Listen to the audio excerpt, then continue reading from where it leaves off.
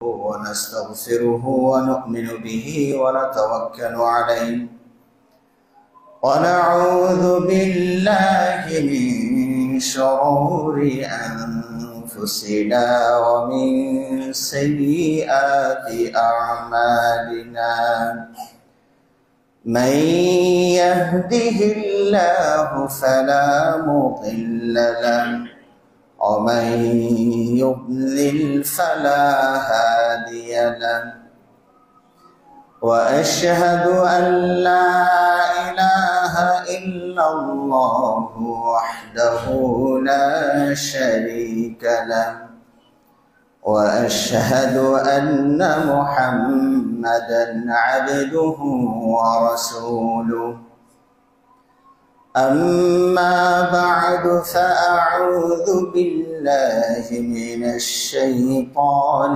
الرجيم بسم الله الرحمن الرحيم وقضى ربك ألا تعبدوا إلا إياه وبالوالدين إحسانا إما يبلغن عندك الكبر أحدهما أو كلاهما فلا تقل لهما أف ولا تنهرهما وقل لهما قولا كريما واخفض لهما جناح الذل من الرحمة وقل رب ارحمهما كما ربياني صغيرا عن أبي هريرة رضي الله تعالى عنه قال سأل رجل رسول الله صلى الله عليه وسلم من أحق الناس بحسن صحابتي قال أمك قال ثم من قال أمك قال ثم من قال أمك قال ثم من قال أبوك ثم أدناك وأدناك متفق عليه الحمد لله সমস্ত প্রশংসা যাবতীয় গুণগান মহান আল্লাহ সুবহানাহু ওয়া তাআলার জন্য, যিনি আমাদেরকে দুটি মানুষ, বাবা এবং মা, তাদের সমন্বয়ে এই দুনিয়াতে প্রেরণ করেছেন। সে রব্বুল আলামিনের কৃতজ্ঞতা এবং শুকরিয়া জানাচ্ছি আলহামদুলিল্লাহ। সালাত এবং সালাম, শান্তির ধারা বর্ষিত হোক আমাদের প্রিয় নবী, বিশ্ব নবী, সর্বশেষ ও সর্বশ্রেষ্ঠ নবী, নবী মুহাম্মদুর রাসূলুল্লাহ সাল্লাল্লাহু আলাইহি ওয়াসাল্লামের প্রতি। সমবেত সম্মানিত মুসলিম বৃন্দ, আজকের এই পবিত্র খুতবায় আমি আপনাদের সামনে যে বিষয় নিয়ে আলোচনা করার ইচ্ছা পোষণ করি সেটি হচ্ছে ইসলামে বাবা মার অধিকার ও মর্যাদা। ইদানিং হয়তোবা আপনারা দেখছেন যে বাবা মার প্রতি সন্তানদের অবহেলা, কিছুটা অত্যাচার, অশালীন আচরণ, বকাঝকা, গালমন্দ, এমনকি হত্যা পর্যন্ত ঘটে যাচ্ছে। বেশ কয়েকটি ঘটনা ইতিমধ্যেই ঘটেছে। ছেলে বাবাকে ছুরিকাঘাতে হত্যা করছে, আবার সন্তান মাকে তুলে আছাড় মারছে। বয়োবৃদ্ধা মা, 70 ঊর্ধ্ব বয়স, তাকে তুলে আছাড় মারছে। আবার এমনও হয়েছে 70 ঊর্ধ্ব বয়সের মাকে রাস্তায় ফেলে সন্তানরা চলে গিয়েছে। আবার এমনও হচ্ছে বাবা মাকে বৃদ্ধাশ্রমে রেখে চলে আসছে, হাউমাউ করে বাচ্চারা কাঁদছে। অনেকেই আবার বাবা মাকে পাগল সাব্যস্ত করে পাবনার ওই মেন্টাল হাসপাতালে রেখে চলে আসছে। ইন্না লিল্লাহি ওয়া ইন্না ইলাইহি রাজিউন। এটা কত বড় অধঃপতন! যেটা, যে পরিবেশটা জাহিলি সমাজেও মানুষ কল্পনা করে। জাহিলি সমাজও যে দৃশ্যের কথা আমরা শুনতে পাইনি, ইতিহাস এটা সংরক্ষণ করেনি, সেই ঘটনার আমরা দেখতে পাচ্ছি তার চেয়ে ন্যাক্কারজনক অবস্থা বর্তমানে সৃষ্টি হয়েছে। আল্লাহ ভালো জানেন যে আরো সামনে কি অবস্থা অপেক্ষা করছে। তো তারা কে কি করছে সেটা তাদের ব্যাপার। কমপক্ষে আমরা যারা মুসলিম দিন মেনে চলার চেষ্টা করি, আমরা আমাদের সন্তানকেও তাদের প্রতি তাদের হক অধিকার সংরক্ষণের চেষ্টা করি, তাদের কমপক্ষে আমাদের এই বিষয়গুলো সচেতন হওয়া দরকার। ইসলাম বাবা এবং মাকে এত বেশি অধিকার এবং মর্যাদা দিয়েছে, কোনো ধর্মে আপনি সেটা পাবেন না। পবিত্র কোরআনে প্রায় 17 জায়গায় বাবা মার অধিকারের কথা উল্লেখ করেছে। কারণ একবার বললেই তো মুসলিমরা সচেতন হয়ে যেতেন, সেখানে বাবা মার অধিকারের ব্যাপারে আল্লাহ রাব্বুল আলামিন বারবার উল্লেখ করেছে। এমনকি তার অধিকারের পরই বাবা মার অধিকারের কথা উল্লেখ করেছে একাধিক আয়াতে। তার মধ্যে হতে যে আয়াতটি আমরা পড়েছি আজকে সূরাত বানী ইসরাঈলের 34 এবং 35 নম্বর আয়াতে আল্লাহ রাব্বুল আলামিন বলছেন, وَقَضَى رَبُّكَ أَلَّا تَعْبُدُوا إِلَّا إِيَّاهُ وَبِالْوَالِدَيْنِ إِحْسَانًا। আল্লাহর নির্দেশ যে তোমরা তার ছাড়া কারো ইবাদত করবে না। এরপরে আল্লাহ রাব্বুল আলামিন বলছেন وَبِالْوَالِدَيْنِ إِحْسَانًا। ওয়ালিদ এক বচন, ওয়ালিদাইন দুই বচন, এরপরে আপনার আবা এটা বহু বচন হিসাবে ব্যবহার হয়। তো এখানে আল্লাহ রাব্বুল আলামিন বলছেন ওয়াবিল ওয়ালিদাইনি ইহসানা, এবং তোমরা বাবা মার সাথে সদ্য আচরণ করবে, ভালো ইহসান করবে, দয়া মায়া করবে, করুণা প্রকাশ করবে। এরপরে রব্বুল আলামিন আরো একটু ব্যাখ্যা করছেন, ইম্মা ইয়াবলুগান্না ইনদাকাল কিবারা আহাদুহুমা আও কিলাহুমা, তাদের দুজনে অথবা একজনে বার্ধক্য অবস্থায় তোমার দ্বারস্থ হয়, তোমার অধীনে এসে যায়, ফালা তাকুল লাহুমা উফফি ওয়ালা তানহারহুমা, খবরদার তাদেরকে মানে বিরক্তিকর শব্দ, কষ্টকর শব্দ, উফ, ইস, এগুলো বলতে পারবা না। আল্লাহু আকবার।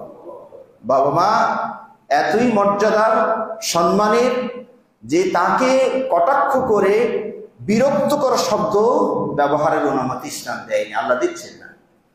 ফালা তাকুল লাহুমা উফ, এই যে আমরা অনেক সময় বিরক্ত হয়ে বলে ফেলি ইস, এই সময় এই যে এরকম শব্দ, বাবা মার উপর বিরক্ত হয়ে এই ধরনের শব্দ ব্যবহারের অনুমতি নেই, হারাম। এবং ওয়ালা তানহারহুমা, এবং তাদেরকে ধমক দিবা না, উচ্চ আওয়াজে কথা বলা যাবে না, শাসনের স্বরে তাদেরকে কিছু বলা যাবে না। ওয়াকুল লাহুমা কাওলান কারীমা, তাদের জন্য মর্যাদাপূর্ণ কথা শব্দ ব্যবহার করবে, যেটাতে তাদের মর্যাদা অক্ষুণ্ণ থাকবে, শালীনতা বজায় থাকবে, ভদ্রতা প্রকাশ পাবে। তুমি বাবা মার অনুগত এইরকম শব্দ ব্যবহার করবে। ওয়াকুল লাহুমা কাওলান কারীমা ওয়াখফিদ লাহুমা জানাহা যুল্লি মিনার রাহমা, দয়া মায়া যতটুকু আছে সবটুকু তাদের জন্য উজাড় করে দিতে বলছেন আল্লাহ রাব্বুল আলামিন। ওয়াকুল রাব্বিরহামহুমা কামা রাব্বায়ানি সগীরা, এবং তাদের জন্য দোয়া করতে বলছেন, সেটা বেঁচে থাক আর মারা যাক, তারা মারা যাক, বলবেন ওয়াকুল রাব্বিরহামহুমা কামা রাব্বায়ানি সগীরা, হে আমার পালনকর্তা, তাদের দুইজনকে সেইভাবে লালন পালন করুন যেভাবে তারা শৈশবে, আমার ছোটবেলায় তারা আমাকে কোলে পিঠে করে মানুষ করেছে, আদর্শ হাত দিয়ে ভালোবাসা দিয়ে মানুষ করেছে। আল্লাহ তাদেরকে ওইভাবে লালন পালনের ব্যবস্থা করুন। আল্লাহ রাব্বুল আলামিন এখানে খেয়াল করে দেখুন, আল্লাহ বলছেন তাদেরকে উফ বলো না, ধমক দিও না, কিন্তু মারা যাবে না এটা কিন্তু আল্লাহ ভাষা ব্যবহার করছেন না। হিসাবে তো এটাও বলা দরকার ছিল যে ওয়ালা তাদরিবহুমা, তাদেরকে প্রহার করিও না, ওয়ালা তাকতুলহুমা, তাদেরকে হত্যা করো না, কিন্তু রব্বুল আলামিন ওইদিকে বলার প্রয়োজনই মনে করছেন না। কারণ এতদূর যাওয়াটা এটা মানে ব্রেনের, আমাদের মানুষের ব্রেনের এটা বাইরে, এটা জাহিলি সমাজও এটা ছিল না। আমি তো আগেই বললাম বাবাকে গালি দিতে পারে, এটাই তো জাহিলির সমাজ, অজ্ঞতা মূর্খতার সমাজ, তারা জানতো না যে বাবাকে আবার গালি দেয় কেন। কারণ যেদিন নবী সাল্লাল্লাহু আলাইহি ওয়াসাল্লাম হাদিসটি বললেন, মিনাল কাবাইরি শাতমুর রাজুলি ওয়ালিদাই, কাবিরা গুনাহ হচ্ছে মধ্য হতে এটাও একটি যে সন্তান তার বাবা মাকে বকা দিবে, গালি দিবে। সাহাবারা বলছেন কি, ওয়াহাল ইয়াশতুমুর রাজুলু ওয়ালিদাই, এরকম কোন সন্তান কি পৃথিবীতে আছে যারা বাবা মাকে বকা দেয়? সুবহানাল্লাহ। এই সেই সাহাবারা, তারা তো এটা এমনটিও বলতে পারতেন, ইয়া রাসূলুল্লাহ কথা ঠিক আছে, আমরা যখন কাফের ছিলাম, মুশরিক ছিলাম, তখন একটু বাবা মাকে বকাঝকা দিতাম। ইসলামের যুগে তো আমরা এগুলো দেই না, কেউ দেয় নাকি? তারা এভাবে বলেনি, তারা একদম নাকচ করে দিয়েছে যে কেউ কি বাবা মাকে বকা দেয়। তার মানে তাদের অভিজ্ঞতা এটা নাই যে জাহিলি যুগেও তারা বাবা মাকে বকা দিয়ে দেওয়া যায়, মানে দেয় কেউ, এই তথ্যই তাদের কাছে নেই। তখন আল্লাহ নবী সাল্লাল্লাহু আলাইহি ওয়াসাল্লাম কি বলছেন যে হ্যাঁ তা ঠিক, ইয়াসুব্বুর রাজুলি আবাহু ফায়াসুব্বু আবাহু, বলছে বাবাকে সরাসরি গালি দেয় না, তবে ভাইয়া করে গালি দেয়। আল্লাহ নবী সাল্লাল্লাহু আলাইহি ওয়াসাল্লাম সেই দরজাও বন্ধ করে দিচ্ছে, সরাসরি তোমরা দাও না ঠিক আছে, কিন্তু ভাইয়া করে দাও। মানে এখন কেমনি বলছে, দুইজনের সাথে ঝগড়া লেগেছে, তুমি অপর পক্ষকে তার বাবা তুলে বকা দিয়েছে, ওর বাবা ঠিক নাই, ওর বাবার সমস্যা, ওর মা তুলে বকা দিয়েছ, সে তখন তোমাকে আবার রিপ্লাই করেছে, ওই রকম করে তোমার বাবা মাকে আবার সে বকা দিয়েছে। তার মানে তুমি তোমার বাবা মাকে বকা দিলে। সুবহানাল্লাহ। মানে সরাসরি বাবা মাকে বকা তো দেওয়ার কোনো প্রমাণই নাই, মানে দেওয়া যাবে না। ভাইয়া হলে যে কারণে আপনি সন্তান হিসেবে এত সতর্ক থাকবেন, কেউ যেন আপনার বাবা মাকেও বকা দিতে না পারে। আপনি তো দিবেনই না, অন্যেও যেন আপনার আচরণে দিয়ে না ফেলে। অর্থাৎ অন্যের বাবা মাকে বকা দিলে সে আপনার বাবা মাকে বকা দিবে। প্রকারান্তে হলো কি, ওই লোকটা যেন তার বাবা মাকে বকা দিল, আপনি যেন আপনার বাবা মাকে বকা দিলেন। এই ভাইয়া সিস্টেমের বড় সমকক্ষ কাউকে মনে করিও না, কারণ এটা হচ্ছে মারাত্মক একটা জুলুম। এই কথাটা বলার পরে লোকমানের আরো কিছু কথা আছে। আল্লাহ রাব্বুল আলামিন এই লোকমানের কথাটাকে, প্রথম কথাটা উল্লেখ করে আল্লাহ রাব্বুল আলামিন এত খুশি হয়েছে লোকমানের প্রতি, এবং আল্লাহ সন্তানকে আবার পরিচয় করে দিচ্ছেন বাবা সম্পর্কে। খেয়াল করে দেখুন, বাবা পরিচয় করে দিচ্ছে সন্তানকে আল্লাহ সম্পর্কে, যে দেখো আল্লাহ কিন্তু এমন, আল্লাহর সাথে এটা করতে নাই, এটা করতে হয় না। বাবা কিন্তু নিজের হকের ব্যাপারে ছেলেকে বলছে না, বাবা ছেলেকে বলছে আল্লাহর হকের ব্যাপারে পরিচয় করে দিচ্ছে।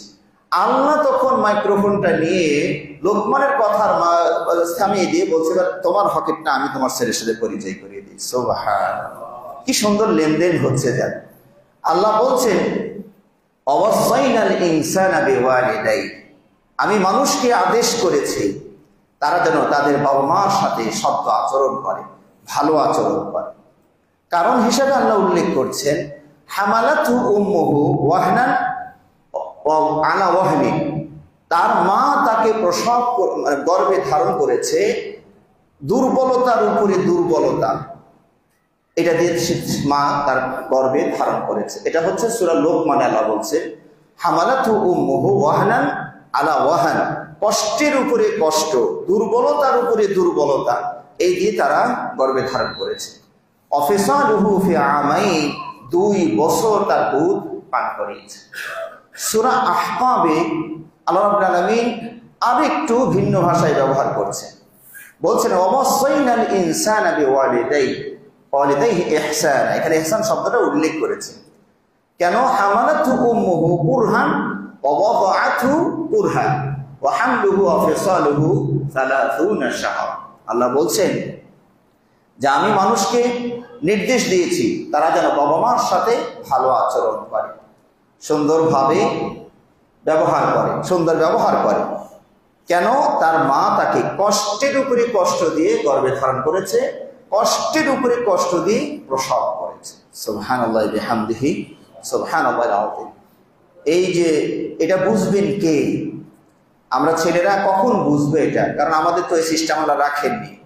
যদি আমাদেরও পেটে সন্তান রাখার ব্যবস্থা আল্লাহ করে দিতেন, তখন হয়তো মার কষ্টটা আমরা কিছু হলেও উপলব্ধি করতাম।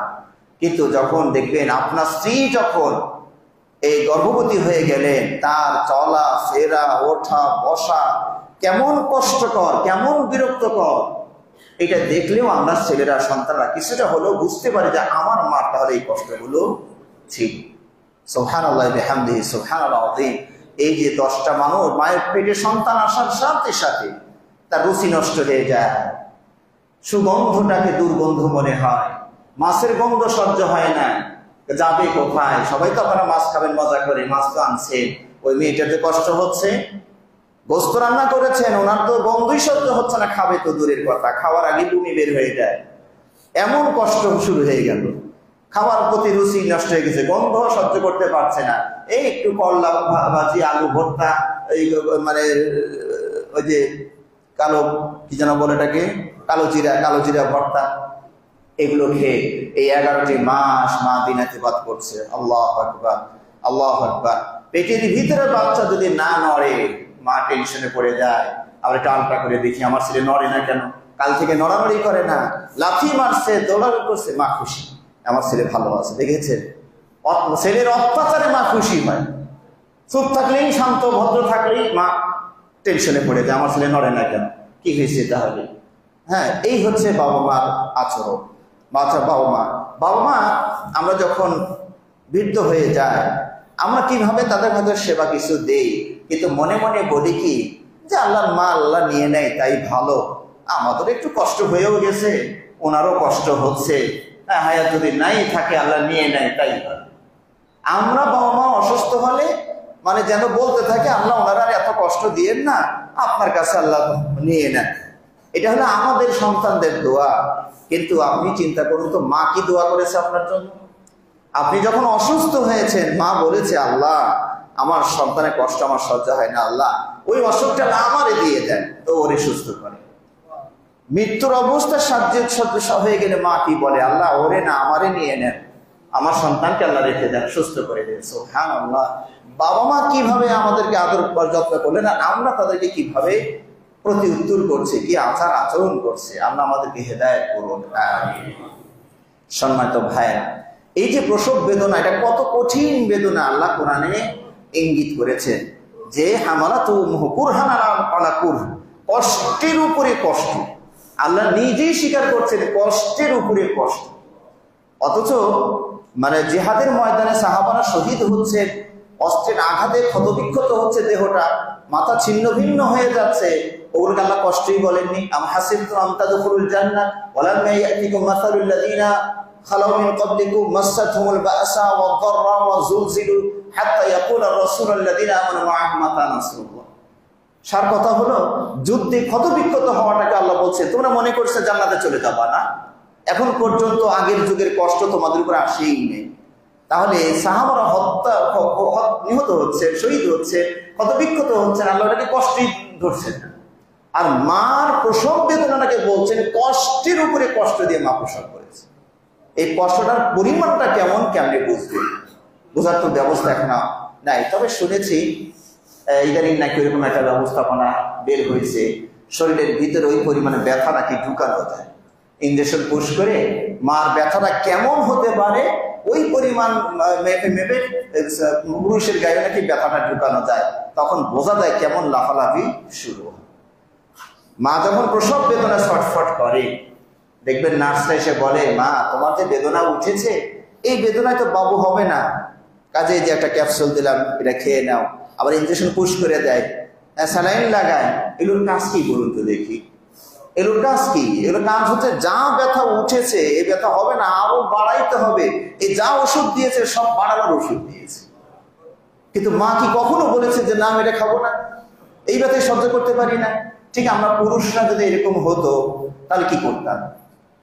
ধরুন আপনার আমার প্রসব বেদনা উঠেছে, এই বেদনা সহ্য করতে পারছে না, ছটফট করছি, আল্লাহ বিল্লাহ করছি, এমন সে নার্স এসে ধরলে বাবু সাহেব আপনার যে বেদনা উঠেছে এটা তো বাবু হবে না, ক্যাপসুল দিলাম এটাও খেয়ে নেন। বলে এটার কাজ কি?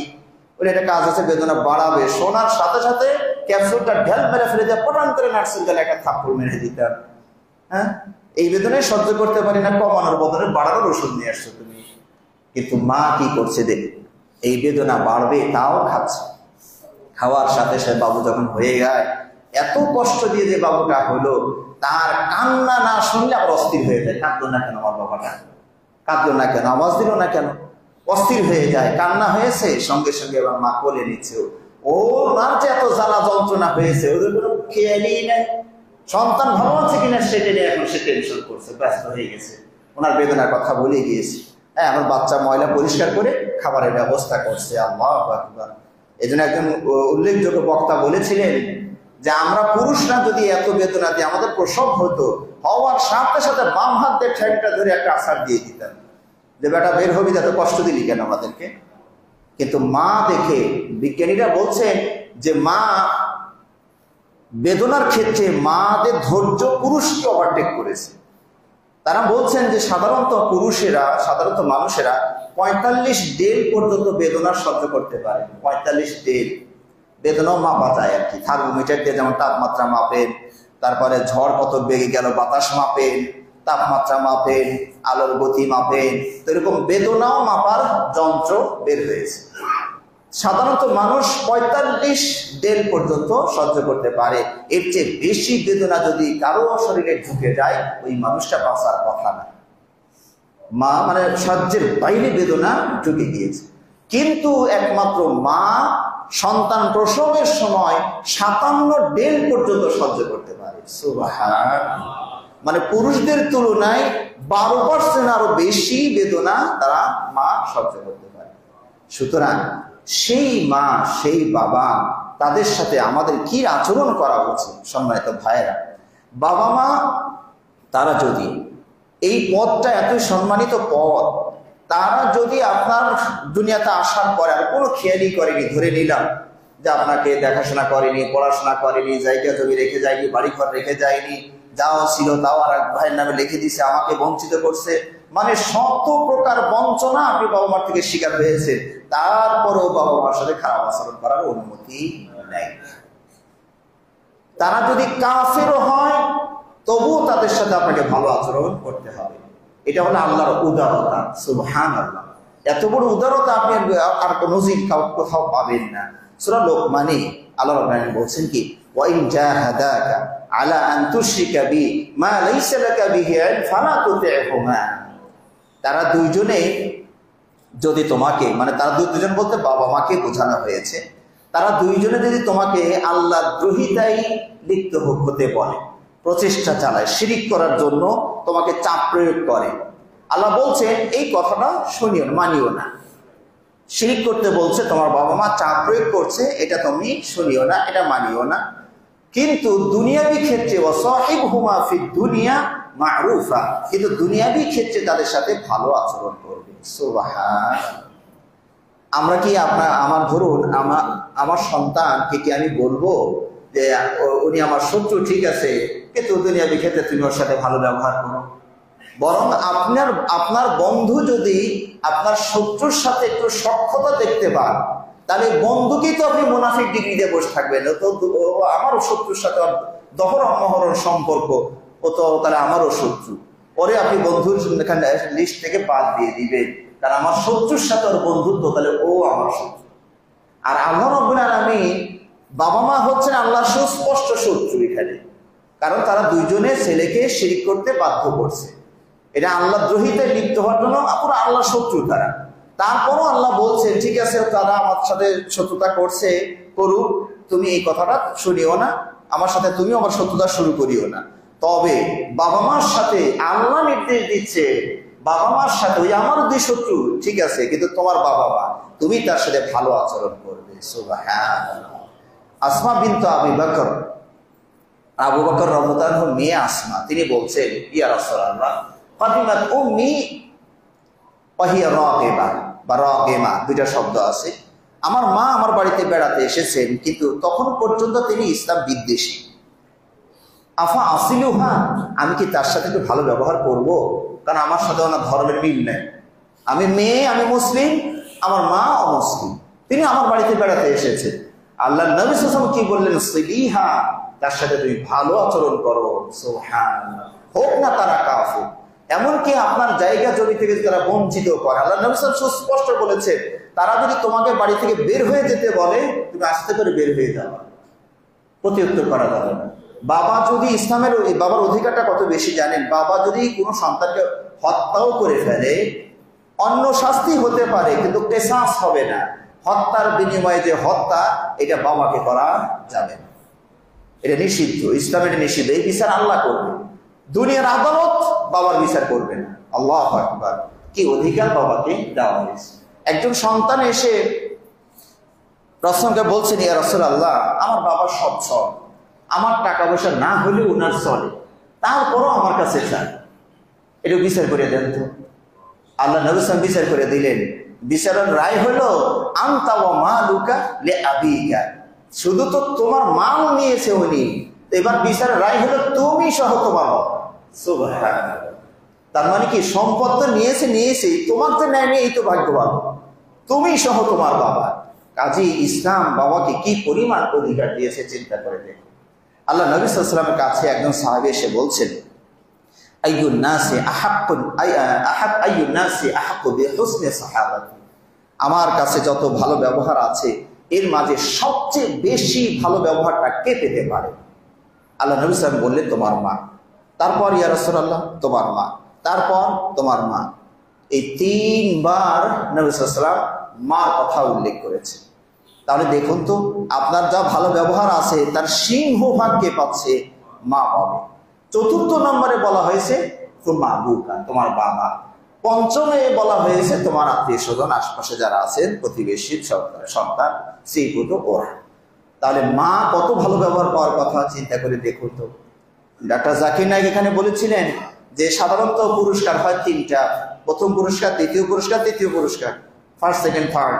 তো 3টা পুরস্কারই আল্লাহ মাকে দিয়ে দিয়েছেন।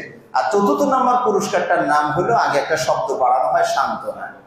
এটা হলো সান্ত্বনা পুরস্কার, এটা দিয়েছেন কাকে? বাবা। কারণ মার কষ্টের পরিমাণ অনেক বেশি, যার কারণে আল্লাহ রাব্বুল আলামিন এখানে মাকে প্রাধান্য দিয়েছেন। আল্লাহ নবী সাল্লাল্লাহু আলাইহি ওয়াসাল্লাম বলছেন, রাগিমা আনফুহু, রাগিমা আনফুহু, রাগিমা আনফুহু, 3 বার শব্দটা রিপিট করে বললেন, সে ধ্বংস হোক, তার নাক ধুলায় ধূসরিত হোক, সে ধুলায় মলিন হোক। তারা সাহাবারা বলছেন, ইমান ইয়া রাসূলুল্লাহ, কার জন্য এরকম ভাবে বদদুয়া দিচ্ছেন? আল্লাহ নবী সাল্লাল্লাহু আলাইহি ওয়াসাল্লাম বললেন, মান আদরাকা ওয়ালিদাইহি ইনদাল কিবার ফালান ইয়াদখুলুল জান্নাহ, যে বাবা মাকে বার্ধক্য অবস্থায় পেয়েও জান্নাতে যেতে পারে নাই, ও ধ্বংস হয়ে যাক। তাহলে বাবা মা বয়স হয়ে গেলে তাদের সেবার পরিমাণ আমাদেরকে আরো বাড়িয়ে দিতে হবে, তাহলে হয়তো আমরা জান্নাতে যেতে পারবো। আল্লাহ নবী সাল্লাল্লাহু আলাইহি ওয়াসাল্লাম বলছেন, রিদার রব ফি রিদাল ওয়ালিদাইন ওয়া সাখাতুহু বিসাখাতিহিমা, আল্লাহর সন্তুষ্টি নিহিত বাবা মার সন্তুষ্টির উপরে। বাবা মা সন্তুষ্ট, আপনার উপরে আল্লাহ সন্তুষ্ট। বাবা মা অসন্তুষ্ট, আল্লাহ আপনার উপরেও অসন্তুষ্ট।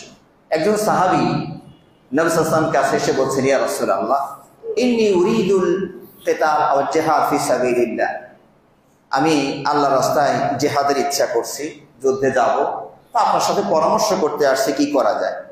আল্লাহ নবী সাল্লাল্লাহু আলাইহি ওয়াসাল্লাম বললেন, তোমার কি মা আছে? বলে, হ্যাঁ আল্লাহ রাসূল, মা আছে।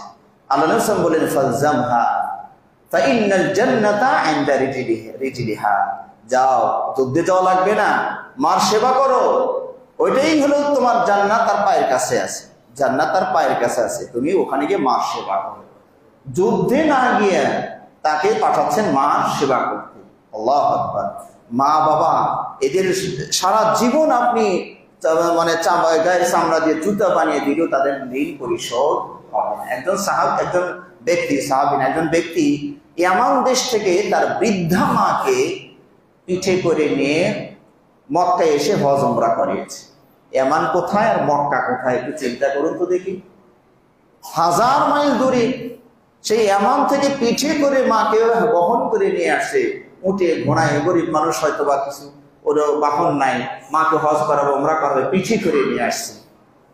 তওয়াফ উমরা শেষে আব্দুল্লাহ বিন ওমরের সাথে তার দেখা হয়েছে কাবা ঘরের কাছে। বলছে যে, আব্দুল্লাহ বিন ওমর, আমি আমার মাকে ইয়ামান থেকে পিঠে করে বহন করে নিয়ে আসছি, মিনা মুজদালিফায় তাওয়াফ করিয়েছি, কাবা ঘর সাই সাফা মারওয়া তাওয়াফ সাই করিয়েছি, আমি কি আমার মার হক আদায় করতে পেরেছি? সাহাবী বললেন, তোমার মা প্রসব বেদনার সময় ব্যথার চোটে যে একবার ইশ করেছে, ওইটার একটার ইশের মূল্য এখনো হয়নি। সুবহানাল্লাহ বিহামদিহি সুবহানাল্লাহিল আযীম। সেই বাবা মার সাথে যদি এই আচরণ দেখতে হয়, শুনতে হয়, তাহলে জমিনের উপরে থাকার চেয়ে নিচে যাওয়াই ভালো হবে, তার নিচে যাওয়াই ভালো। আল্লাহু আকবার। সম্মানিত ভাইরা, আল্লাহ নবী সাল্লাল্লাহু আলাইহি ওয়াসাল্লাম বলছেন, লা ইয়াদখুল জান্নাতা কাতিআ, আত্মীয়তার সম্পর্ক ছিন্নকারী জান্নাতে যাবে না। এখন আত্মীয়র মাঝে যদি লিস্ট করে সর্বপ্রথম কাতারে কে আসবে? বাবা মা। আমরা কিন্তু আত্মীয় বললেই মনে করি যে আশপাশে যে আছে এরা। বাবা মাকে আত্মীয়ের মধ্যে আমরা ধরিই তো না, গণনার বাইরে ওটা। অথচ এরাই হচ্ছেন আমার সবচেয়ে কাছের আত্মীয়। আপনি প্রতিবন্ধী হন, আপনি অসুস্থ হয়ে পড়ে থাকেন, আপনার স্ত্রী হয়তো বা চলে যাওয়ার চিন্তা ভাবনা করে, কিন্তু বাবা মা আপনাকে ফেলে দিতে পারবে না। মানুষ দুনিয়াতে নিঃস্বার্থ ভালোবাসা কেউ যদি দিতে পারে, সেটা পারবে বাবা মা। নিঃস্বার্থ ভালোবাসা, কিছু পাওয়ার আশায় আপনাকে তারা সেবা দেয় না। আপনি ভালো থাকলে তারা ভালো থাকে। মানে এখানে দুনিয়াবি মানুষ দেখবে, যদি দেখবেন যে বিয়ের আগে মানুষ সম্পর্ক করছে, হ্যাঁ, যদি খালি প্রেমিকা শোনে যে আমার প্রেমিক অ্যাক্সিডেন্ট করে পা একটা ভেঙে গেছে, এই প্রেম কি আর থাকবে? প্রেম শেষ। হয়তো প্রতিবন্ধী হয়ে গেছে, ওরা টানবে কে? সে তো লাইন ব্ল্যাক লিস্টে আপনাকে দিয়ে দিবে। কিন্তু মা কি আপনাকে ব্ল্যাক লিস্টে দিবে? বাবা কি আপনাকে ব্ল্যাক লিস্টে দিবে? বাবা তুমি বেঁচে থাকো, তুমি চলতে পারো না, আবারও বিছানায় শুয়ে তাও বেঁচে থাকো। এ হলো মা আর বাবা দয়া হয়। সুবহানাল্লাহি বিহামদিহি সুবহানাল্লাহিল আযীম। আল্লাহ নবী সাল্লাল্লাহু আলাইহি ওয়াসাল্লাম এভাবে সন্তানদেরকে বাবা মার প্রতি অনেকগুলো আয়াত এবং হাদিস উল্লেখ করেছেন। আপনারা সূরা মিশকাতের বাবুল বিররি ওয়াস সিলা, আত্মীয়তার সম্পর্ক বজায় রাখার অধ্যায়গুলো আপনারা দেখে নিলে আশা করি আরো আমাদের চেয়ে বেশি অবগত হতে পারবেন। আল্লাহ রাব্বুল আলামিন আমাদেরকে বাবা মার সাথে ভালো আচরণ করার তৌফিক দান করুন। আমিন। ওয়া আখিরু দাওয়ানা আলহামদুলিল্লাহি রাব্বিল আলামিন।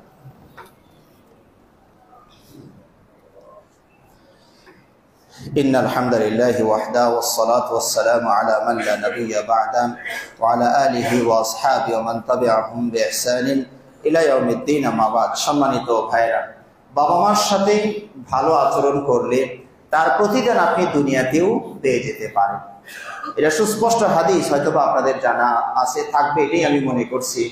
ওই যে তিনজন ব্যক্তি গর্তের ভিতরে ঢুকে গেল, বনী ইসরাঈলের তিনজন ব্যক্তি গর্তের ভিতরে ঢুকে গেল, একটা জগদ্দল পাথর এসে গর্তের মুখটা বন্ধ করে দিল। কোনোভাবেই তারা আর এখান থেকে বের হতে পারছে না। ঠেলাঠেলি ধাক্কাধাক্কি অনেক করলেন, পাথর সরানো যাচ্ছে। তখন তার মোবাইলের যুগ ছিল না যে একটু ফোন করে যে কাউকে জানিয়ে দিবেন যে অমুক পাহাড়ে আমরা আটকে পড়ে গেছি, তোমরা এসে আমাকে উদ্ধার করো, রক্ষা করো। মোবাইলের যুগ নেই।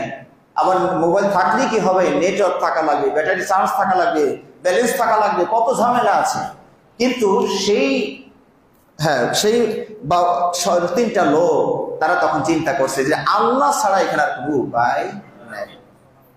তিনজনে তাদের নেক আমলের মাধ্যমে আল্লাহর কাছে মুক্তি চাইলেন। তো দুইজনের কথা আপনারা হয়তো যে জেনে নেবেন। প্রথম নাম্বার যিনি ছিলেন তিনি বলছেন, আল্লাহ আমি বাবা মার সেবা করতাম, ছাগল চড়াতে যেতেন, বাসায় আসার পরে ছাগলের দুধ দহন করে সর্বপ্রথম আগে বাবা মাকে দিতেন। বাবা মা খাওয়ার পরে কিছু বাঁচলে তিনি তার নিজে খেতে সন্তানদেরকে খাওয়াতেন। একদিন তিনি দূরে চলে গিয়েছেন, আসতে দেরি হয়েছে, বাবা মা ঘুমিয়ে গিয়েছেন। দুধ দহন করে গিয়ে দেখেন বাবা মা ঘুমিয়েছেন, ডাকও দিচ্ছেন না যে তারা আরামের ঘুম দিয়েছে, একটু ঘুম হয় না, ঘুম দিয়েছেন আবার ডাক দিব কষ্ট হবে, তা যখন জেগে ওঠে তখনই ঘুমটা দিব, দুধটা দিব। এদিকে বাচ্চারা কান্নাকাটি করছে, যা আমার ক্ষুধা লাগছে, আমাদেরকে খাবার দেন, দুধ দেন, কিন্তু এনি না ছোট বান্ধার না, আগে বাবা মা তারপরে তোমরা। বাবা মা যখন উঠবে তারপরে তোমরা। বাচ্চাগুলো কান্নাকাটি করে তারাও ঘুমিয়ে গিয়েছে। কখন রাতের ফজরের সময় বাবা মা জেগে উঠে দেখে ছেলের দুধ নিয়ে বাসায় দাঁড়িয়ে আছে। আল্লাহু আকবার। মানে আমার যদি রাত্রেবেলা ঘুম ভেঙে যায়, মার কষ্ট হবে, চাবে না আমার কাছে, হ্যাঁ, দুধ ক্ষুধার জ্বালায় কষ্ট পাবে, সেটাও যেন না হয়। সারা রাত তিনি দুধটা নিয়ে জেগে দাঁড়িয়েছিলেন। এই ব্যক্তি এই আজকে বিপদে পড়ে গিয়েছেন, পাহাড়ে আটকে পাহাড়ের গুহার ভিতরে আটকে গেছেন, তিনি আল্লাহর কাছে দোয়া করছেন, আল্লাহ ওই কাজটা যদি দুনিয়াবি অর্থে নয় আপনার জন্য করেছে, এটা যদি আপনি জানেন, কেউ না জানলে তো আপনি জানেন, তাহলে বিপদ থেকে আল্লাহ আমাকে রক্ষা করুন। সুবহানাল্লাহ বিহামদিহি সুবহানাল্লাহ। পাথর সরে গেল, সরাসরি আল্লাহর সাথে টেলিফোন হয়েছে। সুবহানাল্লাহ সুবহানাল্লাহ। সম্মানিত ভাইরা, এখানে যে এই ছেলেটা, সন্তানটা বাবা মাকে মহাজনের স্তরে রেখেছে, আর সন্তান হলো আমার কাস্টমার। মহাজনের পাওনাটা আগে পরিশোধ করতে হয়, এটা ভালো ব্যবসায়ীর নিয়ম এটাই, নাহলে মহাজন তো আমাদের বিরক্ত করবে টাকা না পেলে। মহাজনকে আগে ঠান্ডা রাখতে হয়। তো বাবা মা হলেন মহাজন, তাদেরকে আগে আমরা ঠান্ডা রাখি, আর ছেলেরা হলো আমার কাস্টমার, ওদেরকে বাকি যা দিচ্ছি এটা হলো বাকি, বিনিয়োগ করছে, ওরা পরিশোধ করবে না করবে আল্লাহ মাহবুব জানে। তা আমার ঋণ আগে পরিশোধ হওয়া দরকার। আমি মানুষকে ঋণ দিব সেটা তো পরে, আমার ঋণ আগে, আমি যে ঋণগ্রস্ত সেটা পরিশোধ আগে হবে, পরে আমার অতিরিক্ত থাকলে আমি সন্তানদেরকে দেবো। এই নীতিতে তিনি অটল ছিলেন। দেখুন, সন্তান বাবা মার সাথে ভালো আচরণ করার কারণে তিনি দুনিয়ার বিপদ থেকে মুক্ত হয়ে গেলেন, আলহামদুলিল্লাহ। আবার পৃথিবীতে এমনও নজির ঘটে গিয়েছে, বাবা মার সাথে খারাপ আচরণ করা শাস্তি তাকে দুনিয়াতেই পেতে হয়েছে। এটা তো পাপী বান্দা পায়নি, একজন আল্লাহর ওলি বলা যায়, আল্লাহর ভালো বান্দা, তিনি এই শাস্তিটা পেয়ে গিয়েছেন। জুরাইজের একটা ঘটনা সহিহ বুখারীতে আপনারা হয়তো পড়বেন। জুরাইজ একজন আল্লাহর খালেস বান্দা, আল্লাহওয়ালা বান্দা, ইবাদত বন্দেগী মশগুল থাকতেন। একদিন তার উপাসনালয়ের পাশে এসে মা তাকে ডাক দিয়েছেন, জুরাইজ তখন সালাতে দাঁড়িয়েছে, মার ডাকটা কানে গিয়েছে, চিন্তা করছেন যে আমি এখন কি করি। এদিকে মা ডাকে আর আমি তো আল্লাহর সামনে দাঁড়িয়েছি। তো দেখলেন যে মার ডাকে তো পরেও সাড়া দেওয়া যাবে, তা আমি এখন আল্লাহর সামনে দাঁড়িয়ে গেছি যেহেতু, এটাই শেষ করি। তো মার ডাকে আর সাড়া দিলেন না, গিয়ে দেখেন মা চলে গিয়েছে। আবার পরের দিন এসে ডাক দিয়েছে, তিনি ওই আবার সালাতে, সেদিন ওই একই, পরে মার ডাকে পরে সাড়া দিবেন, গিয়ে দেখেন মা চলে গিয়েছে। তৃতীয় দিনে এই ঘটনাই ঘটেছে। তো জুরাইজের মা বিরক্ত হয়ে একটু বদদোয়া দিয়ে গেলেন যে, জুরাইজ, আজ 3 দিন ধরে আমি ডাকি, তুই আমার ডাকে সাড়া দিলি না, খারাপ মেয়ের মুখ না দেখা পর্যন্ত তোর যেন মরণ না হয়। এই বদদোয়া দিয়ে উনি চলে গেলেন। কিছুদিন পরে সেই এলাকায় একটা খারাপ নষ্টা মহিলা ছিলেন। কি কারণে তাদের জনগণের মাঝে একটা আলোচনায় প্রতিযোগিতা হয়েছে যে তোমাদের এই আল্লাহর ওলি আমি গেলে এটা ঠিক থাকবে না, ওই উন্নত নষ্ট হয়ে যাবে। কারণ মহিলা খুব সুন্দরী ছিলেন। হ্যাঁ, তো উনি চ্যালেঞ্জ গ্রহণ করে এই আল্লাহর খালেস বান্দাটাকে পথভ্রষ্ট করার জন্য চেষ্টা করছে। চলে বলে কৌশলে নানানভাবে তাকে পাপে লিপ্ত করানোর চেষ্টা করছে, কিন্তু কোনোভাবে সে সফল হয়নি। তো ওই ইবাদতখানার পাশেই একজন রাখাল ছিল, সেই রাখালের সাথে তার দেহ বিনিময় করে পেটে সন্তান নিয়ে এলাকাতে চলে গেলেন। যখন সন্তান হয়ে গিয়েছে তখন বলছিল কার সন্তান, ওই মহিলা বলে দিয়েছে যে এটা ওই আল্লাহ তোমাদের ওই যে জুরাইজের সন্তান। আর মানুষ তো বুঝতেই পেরেছেন ইমাম সাহেবের দোষ, আলেমের দোষ, এটা তো আর যাচাই বাছাইয়ের প্রয়োজন হয় নাই। ছুটে এসে লাঠি সেটা নিয়ে এসে ওনারও মারে, ওনার মসজিদেও ভাঙবে। তো জুরাইজ শুধু জিজ্ঞেস করে, কি ব্যাপার, তোমার আমাকে মারছো কেন? তো উনি বলছেন যে মারি কেন বোঝেন না?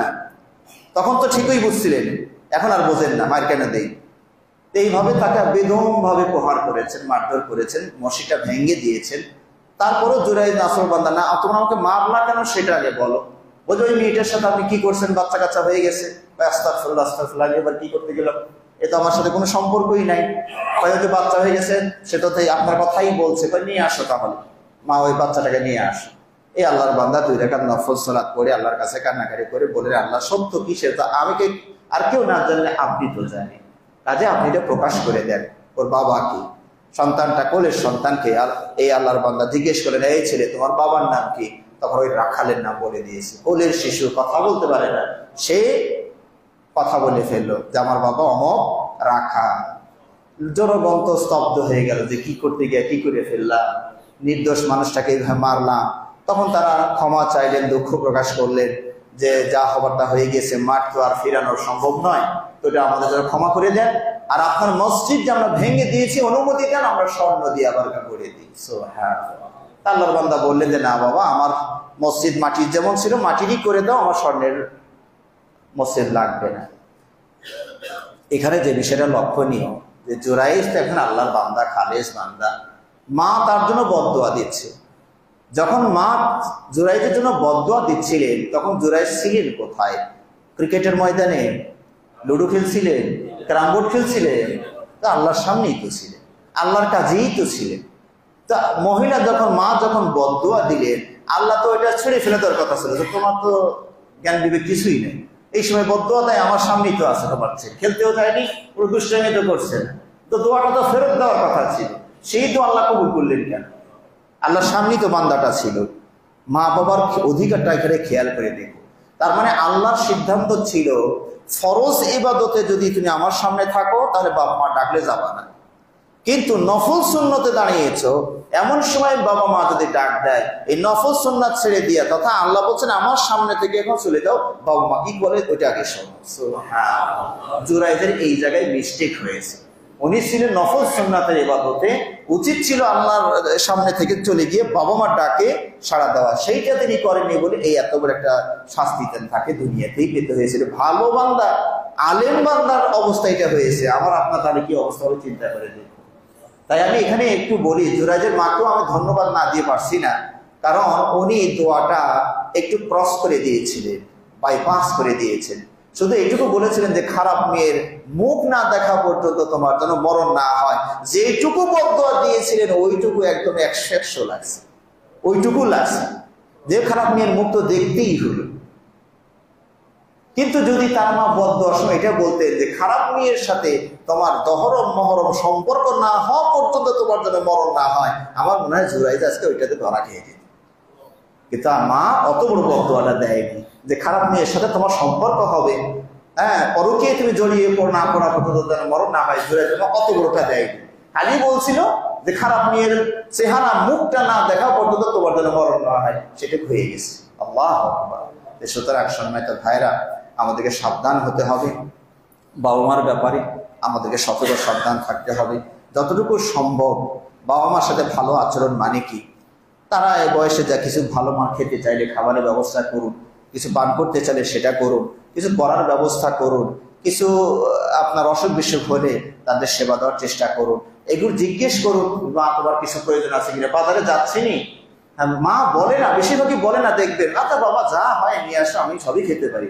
তারপর যদি বলেন মা বাজারে যাচ্ছি, আপনার কোনো পছন্দ আছে নাকি, একটু বলে যান বাবা আমি বাজারে যাচ্ছি, আপনার কোনো মাছ টাছ কোনো পছন্দ আছে কিনা।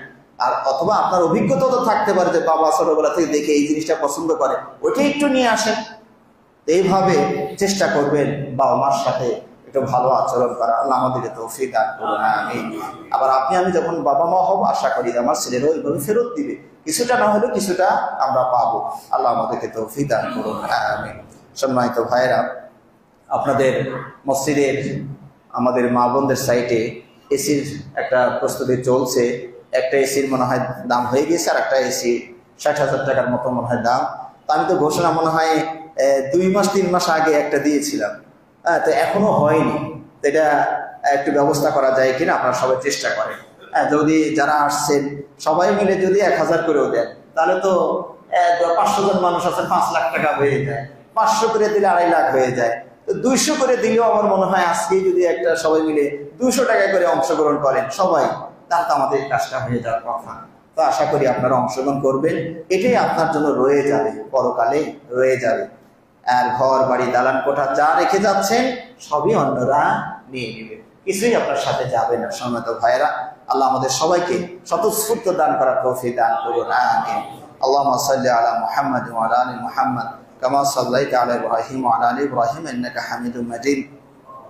اللهم بارك على محمد وعلى ال محمد كما باركت على ابراهيم وعلى ال ابراهيم انك حميد مجيد.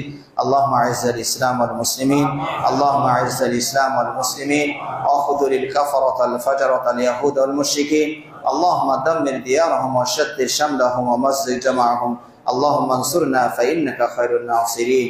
سبحان ربك رب العزة عما يصفون وسلام على المرسلين والحمد لله رب العالمين. ذلك تشكر